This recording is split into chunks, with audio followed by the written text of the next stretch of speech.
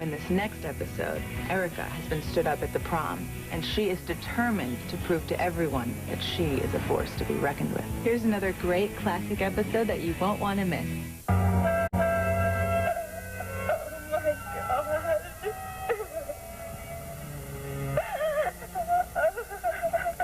Amy, don't, please.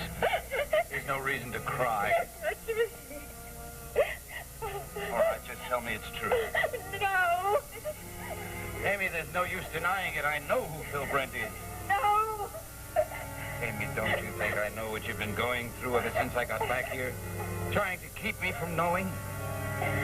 But Amy, you don't have to do that anymore. It's all over. Amy, look at me. It'd be better if you would admit it. Philip is Ted and Bruce's son. He is theirs. Maybe legally. But he'd be ours if I hadn't left. Amy, our blood flows in his veins, doesn't it? No. No. Amy, I know it's done. I know it is, but I want to hear you say it. Now say it. He is ours, isn't he? Say it! Yes.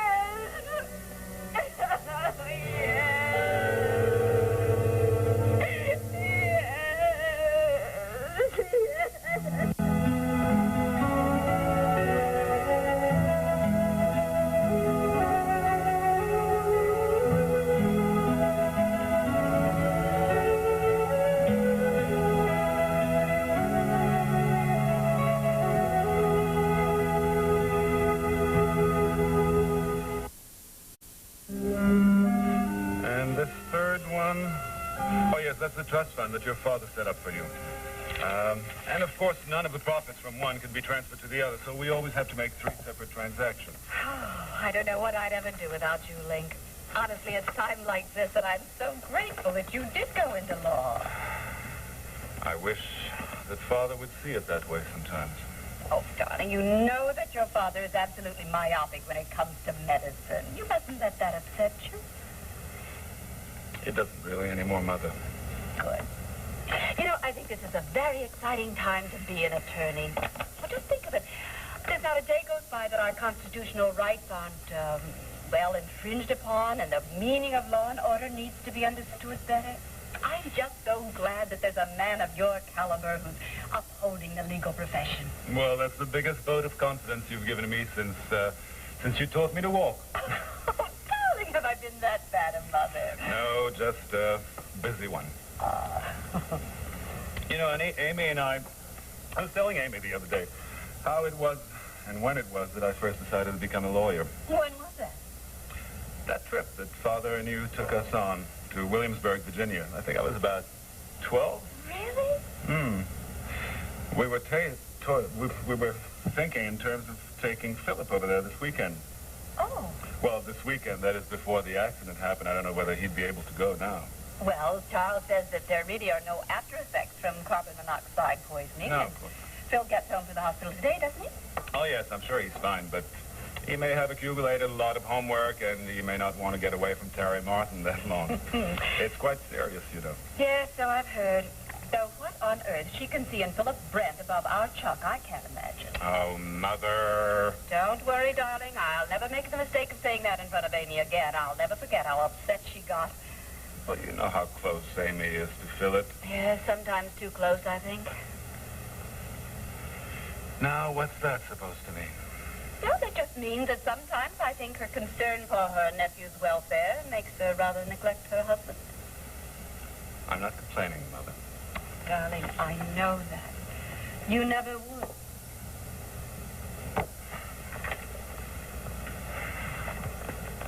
Mother, please don't start any trouble. Trouble? Darling, of course I wouldn't. All I want to know is that you are loved and respected the way you deserve to be. Oh, that's all any mother really wants. Then you have your wish. Because I love Amy very much, and she loves me in return. And I would appreciate if you'd realize that, Mother. And be a little more gracious with my wife.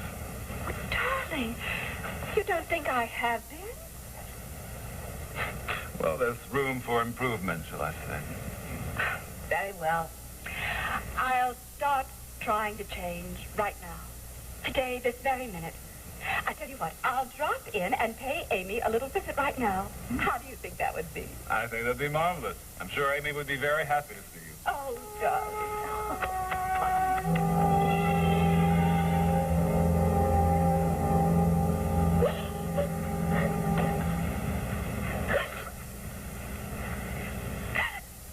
It's over. Isn't it better to have admitted it? Oh, I'm so ashamed. Ashamed of what? My whole life. Oh, Amy. Amy, no, you have nothing to be ashamed of. Come. Sit down.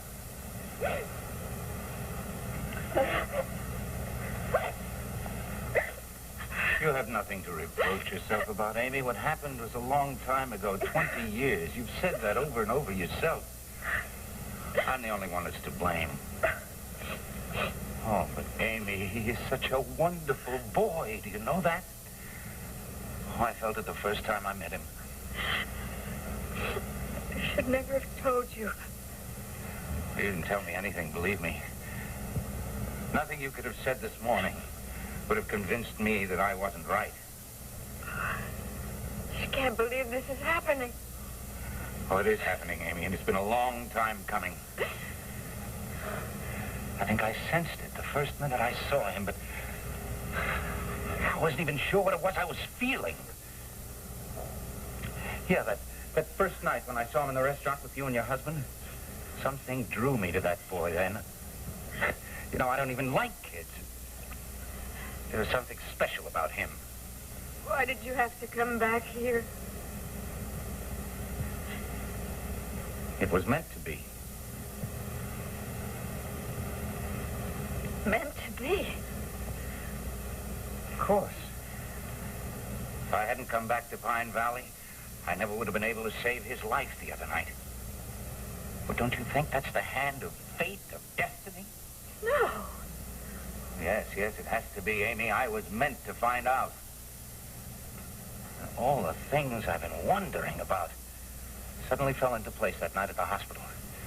When I heard you begging Ruth to be with him, that's when I knew, Amy. It was like I had been given the greatest gift in the world. But you haven't been given anything, Nick.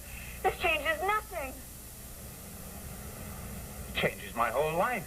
How? You can't change anything. Oh, Amy, I know I can't make it up to you. I'd give anything in the world if I could do that.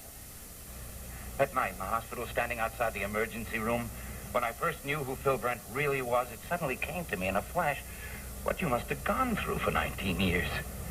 Never being able to claim him, always having to stand by and play the aunt. Instead, Amy, I know. And all I can do is say I'm sorry. I don't want you to do anything except be quiet. Amy, I'm trying to tell you how sorry I am that I ran out on you years ago. How glad I am I came back. Why? Well, for a guy like me, with no more roots in his life than a tumbleweed, to find out suddenly that you've got a wonderful son. He isn't your son. You know, it's funny. Me, Nick Davis, I always said I didn't want to be tied down with a wife and a kid. And now I'm so proud I want to shout it from the rooftops. Nick, you can't even breathe a word of this. Philip must never know the truth. Now, you have got to promise me this is our secret. Nick! Nick, do you hear me? Oh, I hear you, Amy. That's an awfully hard promise to make. Nick! Hadn't you better answer your doorbell? We'll talk about this later.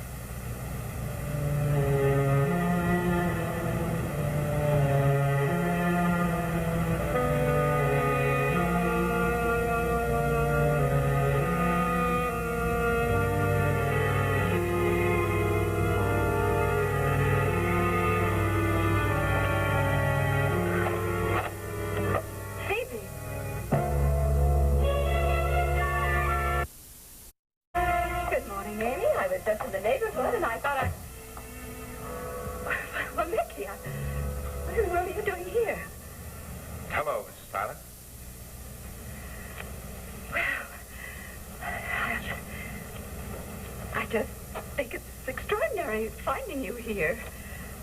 Well, no. Amy had some great ideas about the ball. I just thought I'd drop by and discuss them with her.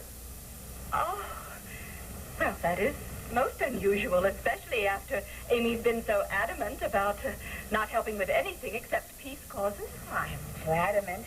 We were just about to have some coffee. Would you like to join us? Well, yes, thank you, dear, very much. I'd like that. All right, I'll just get some cups. Amy, do you have a cold, dear? No, why?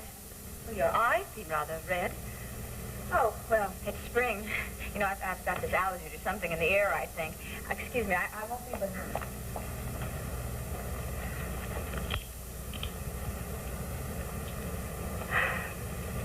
I can't get over how extraordinary it is to find you here like this, Nicky. Yes. It's a small world, isn't it? Well, I had no idea that terribly important appointment you had this morning before 11 was here. Oh, no, it wasn't, actually. I did go to that appointment, but they had to cancel it on me, so just found myself in this neighborhood. Oh, I see. Well, it certainly is a credit to your powers of persuasion that you were able to lure Amy into helping us. I failed at that completely. Oh, I don't know if I lured her, Mrs. Tyler, but I am very glad that she's decided to help me. Yes, so am I. That's an extraordinarily good picture of Philip Brent, don't you think? Yes, it is. You know, I've never been able to decide just who it is he looks like. His mother, Ruth, I think. Well, perhaps. You know, you certainly are becoming quite a figure in this community. I mean, first of all, being a lifesaver to Philip and now drawing Amy out of her shell, I just can't get over it. Here you are. I know the coffee's hot, but I can't guarantee it being fresh. But, of course, if you can wait, I'll make some more. Oh, no, dear, really. I shouldn't interrupt the two of you in your business discussion. Oh, no. Really, we're just about winding up. Oh. Well, all right, then. You know, I'd be very, very interested in hearing about these new ideas for the ball that you have, Amy. I'd like to hear about it myself. Ideas? Yes, the ideas that Nicky came over here to discuss with you. Excuse me, Miss Tyler, did I say the ball? I don't know where my mind is. Actually, it's the youth center that Amy is helping me with, and that's what we were talking about. You know, she is so close to her nephew. She was just telling me some ideas of hers, what she thought the young people here would like. I see. Well, that's very interesting.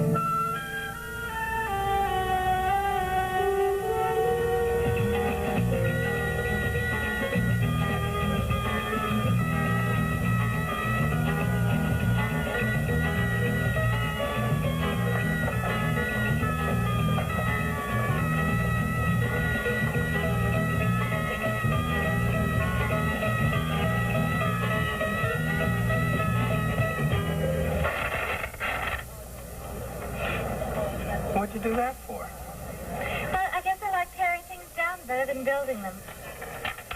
Is that why you're so against Mr. Davis starting his youth center? I just think he's crazy. You don't like him just because he told you off. Why should I like anybody who's against me? Erica, Mr. Davis isn't against you.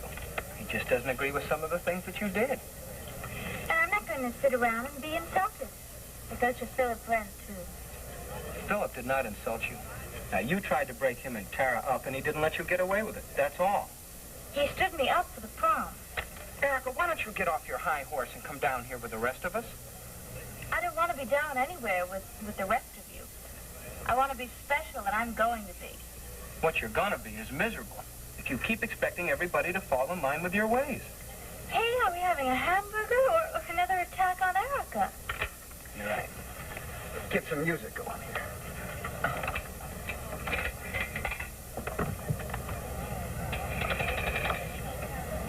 You don't let anybody get away with anything, do you? You know, you jump to conclusions that all people are against you, and that's what's so wrong. I mean, do you have to be the one that everybody likes best to make sure that they like you at all? Yes. Well, you've got to get rid of that. No, I don't. And I also don't have to sit around and let Nick Davis keep coming into my house telling my mother and me how lousy I am. I get even with him. How? I don't know yet.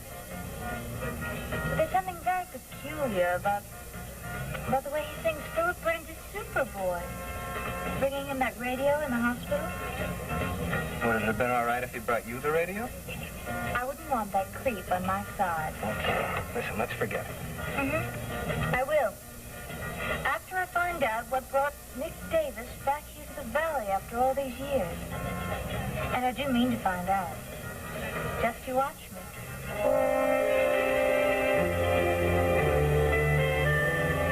It has...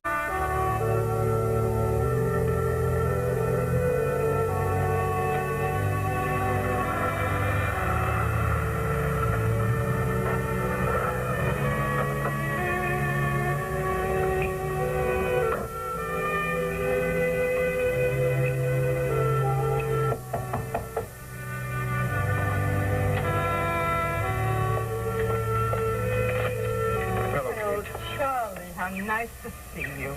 Come on in. Kate, Joe told me of your bad news about Paul. Yes, Charlie. He never was a prisoner of war. Kate, I am so sorry. I know what you're going through. Yes, I know you do, Charlie. Come on, take your coat off. All right. Stay for a while. All right. Sit down, Thank you. and I'll make you a cup of tea. Well, I'll never refuse that. You never stop being busy, do you? No. Well, particularly not right now. Worst thing in the world, you know, is to give in to it. When that happens, then you just sit. I felt the same way when my son and his wife were killed. One day they left happily on a plane trip. That night they were gone. You had put such hopes on Charles Jr. taking over for you at the hospital. He was the most important part of my life, Kate. The future. I worked 14, 16 hours a day just to try to keep from thinking. I know. But you do have a fine grandchild, and you have Link and Amy. Oh, yes, yes. It's the same with me, you know. I try to think of the things that I do have. You know, like Joe and my grandchildren. You have to keep that in front of you. I suppose I was always closer to Charles Jr. than I have been to Link and Anne. Why, that's not right, Charlie. I mean, they must feel it if you do. Oh, I don't think they do. But the fact that Charles's mother died in childbirth made me feel so responsible for him. Phoebe was a wonderful stepmother, but still I knew that I was all he had left of parents. And it made the bond stronger, I guess, than with Link and Anne. Now, you stop that, Charles. I shall have to read you a lecture. I have stopped it. I really think that I've loved all my children equally. Well, you should. They're the most important part of our lives. When I think how close the Brents came to losing their son, Philip, it makes my heart skip a beat. Whatever would they have done without that boy? It's not what the Brents would have done. I don't know what my daughter-in-law would have done. Amy is so attached to her nephew that sometimes it worries me. Why should it worry you, Charlie? I mean, it's only logical. She doesn't have a child of her own. No, I don't think it is logical. I think that if she were as involved with her husband as she should be, it wouldn't be necessary. Oh, that's a pretty strong thing to say. I mean it. I've been worried lately about Amy and Link, their marriage. Well, if there's love, it'll survive anything. You remember that. You know, I just can't get over what a surprise it was finding you here, Nicky. And still, it was terribly providential. Well, how's that, Mrs. Tyler? Well, I don't think you'd been outside of my door for 5 minutes when I remembered that I had promised faithfully the country club people that you and I would be out there sometime today and take the measurements for the decorations. Ah, I see. Well, as a matter of fact, if, well, I wouldn't have known where to find you if you hadn't been here. I suppose it was lucky that I dropped over there. Oh, yes, indeed it was. And if you and Amy are really finished with your business and Amy doesn't mind, I think I'll just spirit you off to the country club this morning. No, that'll be fine. I think we discussed everything we have to talk about this morning. Don't you, Amy? Yes, I think so. Oh, good. Then why don't we go right now? That is, if Amy doesn't mind. I'll even take you to lunch at the club. Oh, they make a gorgeous quiche Lorraine. And I just adore having a lunch with a handsome man in the middle of all of those ladies. Oh, it makes me feel absolutely, well, just wonderful. I'm sure I feel the same way. I hope so. Oh, you wouldn't want to join us, would you, Amy? You'd be welcome, of course. No, thank you, Phoebe. I have an appointment. Oh, good. Well, then, we'll see you later, dear. Goodbye, Phoebe. Excuse me just one moment, Mrs. Tyler. Amy? Goodbye. I'm glad we had our little talk. Glad we were able to go over that information. Yes, but there are other things that we should continue. Of course. I'll call you.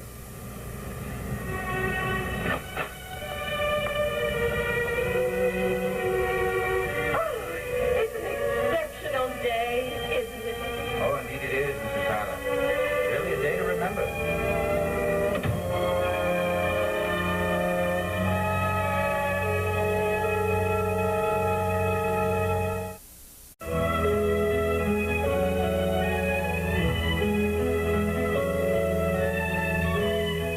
Can't get enough Susan Lucci? Celebrate 35 years of All My Children with a special edition of Soap Talk. Thursday at 11 p.m. only on SoapNet.